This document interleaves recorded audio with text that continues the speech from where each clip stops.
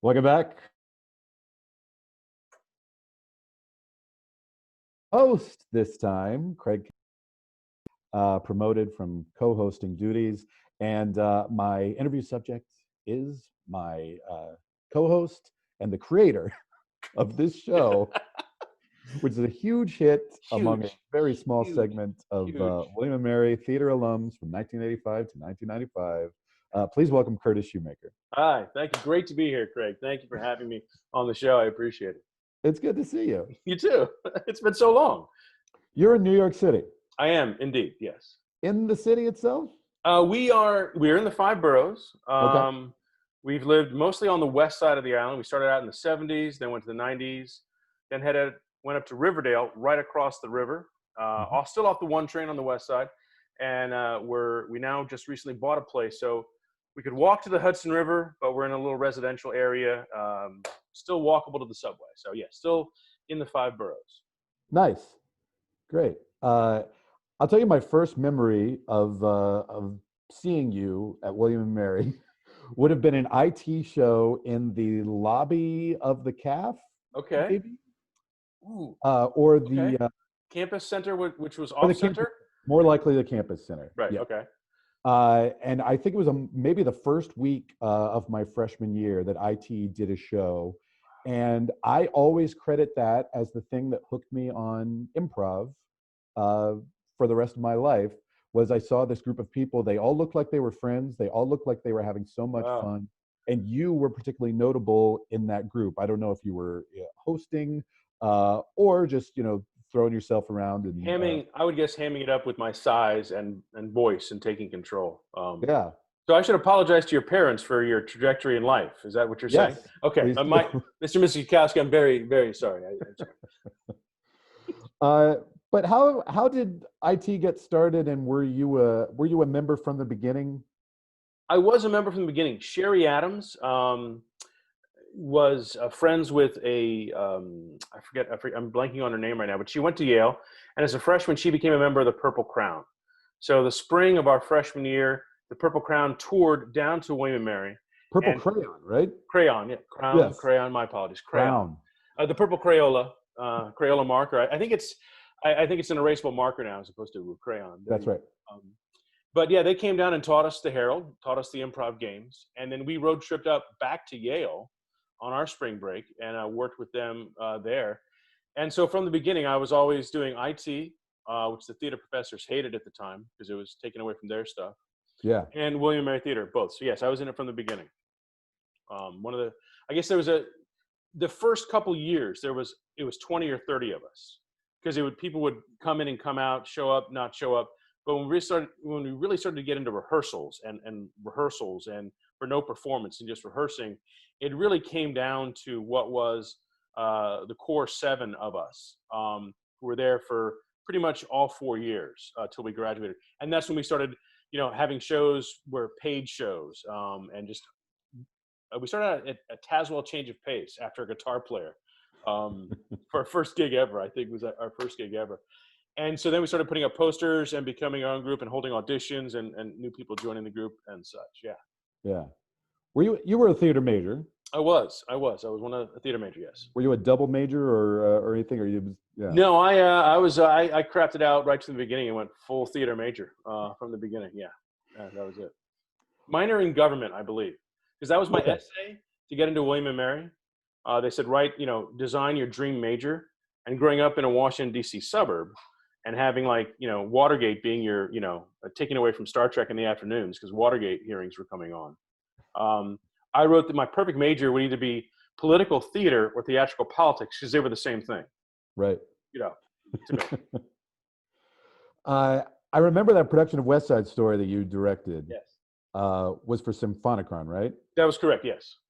Yeah, because it overlapped with 2 main stage shows, and you cast everybody who was great in the theater department. So, but luckily, I was able to claim scraps by appearing in Christmas Carol and Country Wife, which were the 2 shows that ran opposite West Side Story. But that was such a terrific production.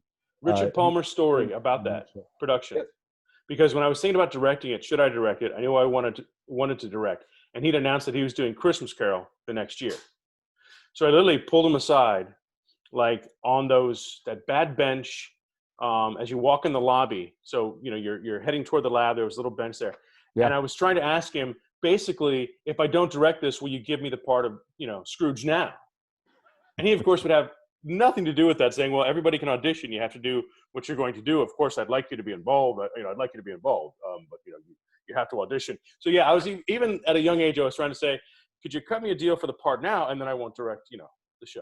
But he would have nothing to do with that. So I remember having to make that choice, saying, I've got a shot at Scrooge because I'm a Christmas Carol fanatic, or to direct West Side. And I went ahead and directed West Side. No regrets. None whatsoever. Bill Fleming was great. You were fantastic as Marley. Michael Holley going shirtless is always a good thing to see, I suppose. A lot of bristly hair there, if I remember correctly. Yeah. But yeah, no, I had no regrets doing that. Yeah. I mean, it's a good lesson in show business too, of like, you can't make bargains like that. And like, it's always a roll of the dice and, just choosing your path and imagining that your path is the right path for you. Every time I've ever had that thought of this may happen, I've been promised this may happen. And I think the 2 times when something definite has been put in front of me, and I've made the choice of like, no, I know this is going to come through. I shouldn't take this right here because it could conflict. The thing that was supposed to happen never happened. Yeah. So it's like, if someone hands you a piece of paper that says, here's a job, here's guaranteed, just, if it's a good job for you, if you want that job, take it. Don't think, well, I may be in conflict in 2 months with this. Forget it. Just take it. You made an impression on me when you graduated, because I remember, you would have been 22 probably, and you're like, I'm going to go manage a bar for a while because I'm not going to work till I'm 40.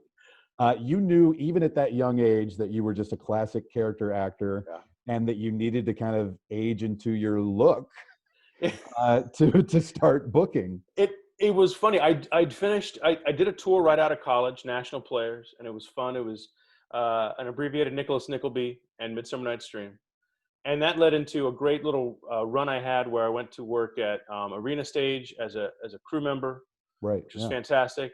And then Shakespeare Theater as an actor, and then I had a conversation with Jerry Manning, who I believe went on to run Seattle Rep. And I got my equity card at the end of this gig, and I said, "Hey, so you can hire me now?" And he goes, "No, we only hire equity out of New York." And that was the way, because it was resident companies. And I go, "So I have to go to New York to come back and work here?" He's like, "Yeah." And he's like, "So you should go to New York and like pound around for 10 or 15 years, because you're a character actor." And I went, "Oh." And I got a job bartending and making more money than I'd ever made acting. And I went, "This is pretty good. I could always go back to New York." But I credit my wife with kicking me in the ass and getting us to New York and really pushing me back into it, because she was instrumental in doing that. Yeah. What was it like getting back into acting after a few years off? It was the system was changing at that point from the old way, which was mass sending out your resumes and headshots and going to showcases and hoping an agent will find you, or standing in line for backstage, to this new thing where you pay $40 to meet a casting director and have 5 minutes with him, the whole online. So that changeover was happening. So I called people like Andy Pang and Mark Aldrich, who I knew from college, and said, "What do I do? How do I go about this? I'm 39 years old. I'm new to New York City. I haven't acted since I was 24. How do we do this? What do we do?"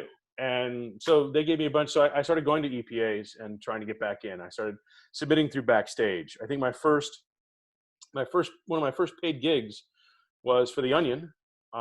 They were just beginning their video series, and they were doing some test tapings in Brooklyn. So Will Graham hired me to be a drunken senator who gets a spear through the chest and falls over. And we were shooting in a Brooklyn warehouse, and it never aired, but they were first beginning with we're The Onion.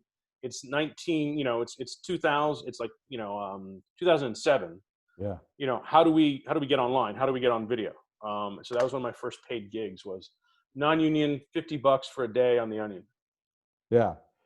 And now you've done a fair amount of TV and feature film work. Favorite gigs that you've had? I always like to say the next one, because I haven't got it yet.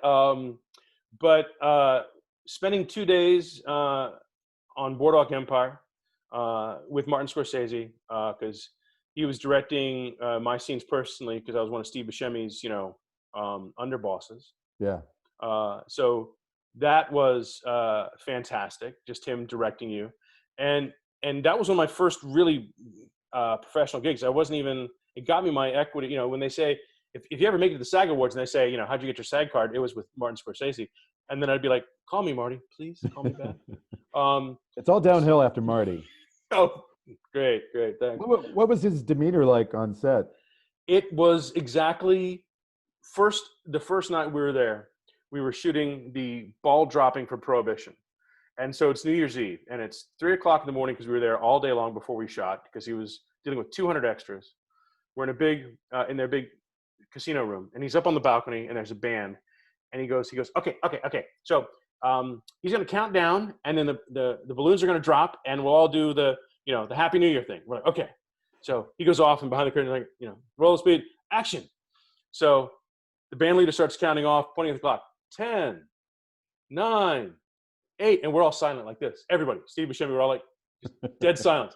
Okay, and you hear, cut.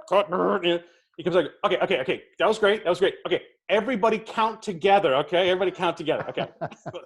Oh, right. Okay, New Year's Eve. Okay, yeah. And then when we had a scene with just like the 7 or 8 of us in a room, it was a learning experience, because you learn quickly on a TV set or a film set that they're generally not going to give you any direction unless they tell you something that you're doing wrong or they want you to do different. Yeah. And it's that idea of bringing in, here's my completeness. Here's what it is. So, what I got from him a couple times, like going, great. Okay. I'd get to keep that line, keep that improv. But, 8 hours literally where one guy passed out because they were really smoking cigarettes back at the time. Wow. Unfiltered Camels. One guy was like, just had too many, like turned green. We're like, cut, we'll wait. But yeah, that was a long days. They were 16, 17-hour days. They were really good. I got to work with some great people who I've seen since then. And I'll never forget. And the disappointing part about that is I heard from 3 of the other underbosses, Bill and Bob, that they'd been picked up for 4 episodes of the first season. And I never got a call. And I was like, oh, okay. And then I got a call late in there saying, your character's come back. He's in the final season finale, and you shoot these days. And I'm like, yes, I'm recurring. This will be fantastic. And the day before, they called up and they go, oh, we cut that scene. Oh, no. I was like, okay. So season 2, I asked my agent, I said, Law and Order, can I come back? Can I audition for something else? And he talked to Meredith, the casting director. And apparently they thought they might bring it back. They thought they might do more of the political stuff, whatever. And, never got another audition for Boardwalk Empire the rest of the time because I was this ward boss. And I was like going, seriously? But that's the business too, Yeah. Well, Law and Order recycles people all the time. Right. Yeah. And I've had some of the most epic fail auditions for Law and Order ever. Please tell me about one. Okay.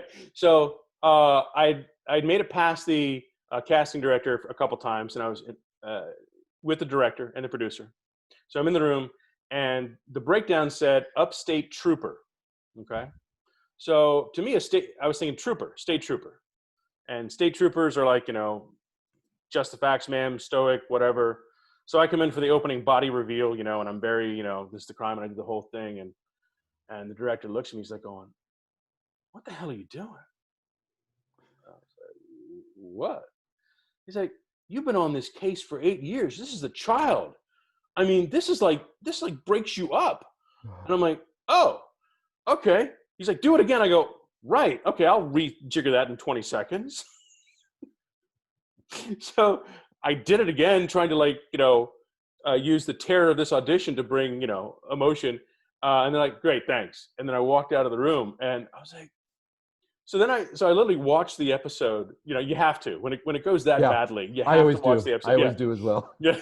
So I turn on the episode, and there's a guy in shorts, and I go, that's a park ranger, not a state trooper. I'm like, okay. So, yes. Well, you've done some teaching and coaching as well for other actors. And did you Was it the kid from The Americans? Spam calls have not stopped, by the way. Oh, good to know. Spam calls have not stopped. Yes, it was. Kedrick Salati was who played the son on The Americans. He and his family rented the apartment a few floors up in our brownstone, and I got to know them and Michelle. And he said, and he played hockey, and he wanted to be an actor. And he said, oh, he wants to try acting. So I told his mother, well, call these people, this and that. Make sure you don't ever pay anybody any money. They pay you, kind of thing, for managers and agents.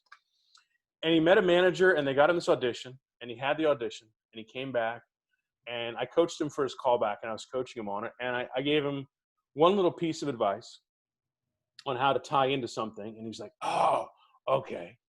Sure enough, he books it, goes off. And then before the pilot got picked up, his mother comes to me and said, who should he coach with or do something now? Because his manager says he should do this.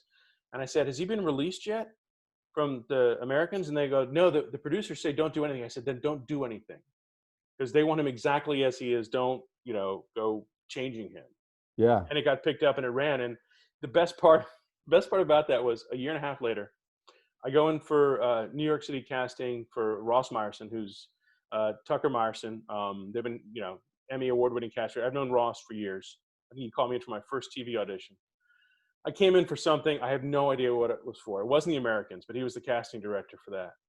And he says, I'm going to tell you something after the audition. I go, okay. So I do the audition, and we talk about it. And he goes, so, do you know Kedrick? I go, yeah, Kedrick. He goes, so he came in for his callback for The Americans. I go, yeah. And he announced to everybody how he was going to be great because he had some coaching. And he goes, and the whole room just kind of groaned, like, oh.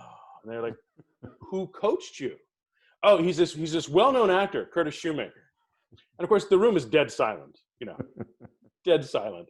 And Ross goes, I said, I know him. I go, well, thank you for that. I appreciate that.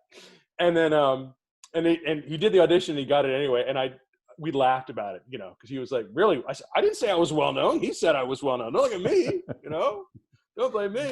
But yeah, we talked about that whole thing. He's the one actor in my building that I know. Exactly. Yeah, I know him. He's well-known on the first floor as you come in. He's always there, How about some Dr. Palmer memories, since that is a recurring theme of this podcast? It's funny. Ooh, I think we're a streaming show. I think that's what we are. Live streaming. It's funny you mentioned Coriolanus and the pipe in senior year when we taped that episode not days ago. Days ago. Oh, we should have done a wardrobe change. Right? Exactly. We should change shirts. So that senior year, I was very busy. I was doing, like I said, I survived Three Penny Opera, directed West Side Story, and I was production stage manager for Country Wife right after. I was so busy senior year. And I auditioned for House of Blue Leaves, literally knowing it was either Billy or nothing, because I couldn't play the piano. So I wasn't going to be, that role. So I auditioned, and I remember we filled out our audition sheets. What are your conflicts, And I said, well, I'm PSMing, Jerry's show. So I have conflicts until that, closes. Auditioned, we had callbacks. I came in for the callback, and I think I wrote it down on that too, conflicts. I wrote it down. And I think it was the first reading of House of Blue Leaves was at like 6:00. And we had like a dress rehearsal for Country Wife at like 7:00. So I showed up knowing I'd have to leave early. So we're in the room, we're in the lab theater, and we're starting it. So we start the reading, and my part hasn't even come because it's Act 2, And I start to get up. He's like, Curtis, where are you going? I said, well, I've got dress for Country Wife. I said, I'm stage manager. He's like, and he had this look on his face of like, what? I said, I told you. I was like, no, you didn't. I said, Richard, Dr. Palmer. Sorry, it was Dr. Palmer. I said, Dr. Palmer, I told you that. He's like, why would you audition for this show if you knew you were doing that? And I said, I put it on my conflict sheet because it was only in the second act. I thought it was okay. He gets up out of his chair, and he leaves the room.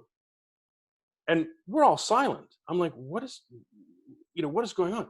He comes back with a file folder. He starts going through the audition sheets.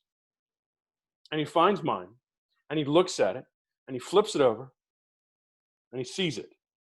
right there that I'd written down. And he had his pipe going. He comes like, he's kind of a chuckle, sigh, like, because he was mad. He wanted to rip me a new one. And I was like, and he was like, okay, well, go. I'll talk to Jerry about it. I'm like, oh, Jerry's not going to give you anything, but okay. And so I was like, missed rehearsals for the first 2 weeks and then joined late. But he was like, he literally looked at his assistant, who was last name was O'Brien. I can't remember her first name right now. I think. And he was like, we'll have to adjust the rehearsal schedule. But that was it. He's like, go on, go. But he was like, because Dr. Palmer didn't get mad, but he was livid. And I'm like, I told you. And he was like, and the only other great one I remember, and I actually wrote these to Becky Palmer. I sent her an email. Because during Coriolanus, I don't know if you remember, it was either final dress, maybe last dress rehearsal. I missed a scene. I was back in the green room area, supposed to be listening. I was probably talking or listening to somebody going on, and I totally missed it. Yeah. And I came running down the hallway, and I got there, and the scene was almost over, and everybody's walking off. And the best part about it, and it's a great thing, is that the only thing Richard ever said was, Act 4, Scene 6, Curtis, the world wonders. That was my chew out. The world wonders. And I've actually used that in some of my coaching today, because sometimes you're not there, and there's no point in belaboring it or beating up. Sometimes you're like going, yeah, the world wonders. You're not there. I have no idea what that was, but you weren't there. You know. That could be your epitaph. That could be your. Ooh, that's quite possibly true. That's quite possibly true. Kurt, what do you have coming up next? Next, you will find me, if you do not have Hulu yet. You should get Hulu. I got only Hulu. For Drunk History. But April 15th drops the first episode of Mrs. America. Ooh. It's a miniseries produced by Kate Blanchett. I'm excited to see that. Starring Kate Blanchett, Elizabeth Banks, Margot Martindale, Uzo Aduba, and I believe it's episode 6. I'm a guest on episode 6 as Congressman Wayne Hayes, an actual historical figure who was one of the dirtiest dogs you've ever heard of in Congress, but we've all forgotten about him.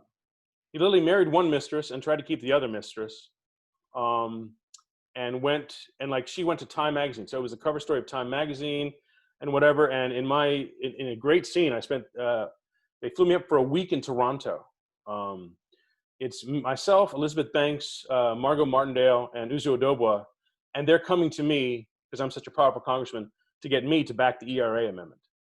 So it was a fantastic shoot. And I credit Fox, because I literally, when they put me up in the Four Seasons Hotel, right, for a week and had a private car, I literally was like, you do know where I'm at on the call sheet, right? You do know my number on the call sheet. But I was like, I'll take it. So yes, Mrs. America. And after that, you'll see Anna Kendrick's new show on the HBO streaming service. She's got a show where, again, I play a creepy drunk uncle. So yeah, it's kind of my milieu. It's kind of my role. I jam that way. You found your niche. It was worth waiting for. It really is. Yes. Hey, who's the creepy guy lusting at women? Hey, how you doing? How you doing? Yeah. So yes, that's coming up on Hulu and HBO Max. Excellent. Well, I'm excited to see both those projects. I was already excited about Mrs. America, but even more so knowing that you're in it. Yes, and it was a great shoot. And the best part was, when you see my scene, we had to block me groping Elizabeth Banks many, many times. Because I refuse to, just in general, but in today's new film society with intimacy and and more awareness, you don't just physically touch another actor or actress on set anymore, which is a good thing. Yeah. But we had to have conversations. She goes, it's okay if you touch me, kiss me. We had to work through all of that to get it as 1970s appropriate, but make sure everybody was comfortable, doing it. And actually, she was one saying, just grab my ass. I'm like going, okay, all right, sure. She told me to, a good day on set. It sounds like it. Well, it's amazing to see you. See you. Thanks so much for doing this, my friend. And you thanks too. for you watching out there. And I think we'll be back. We have some more episodes lined up. So hopefully Craig and I will see you again soon. Thanks, everybody. Right. Where's the stop button?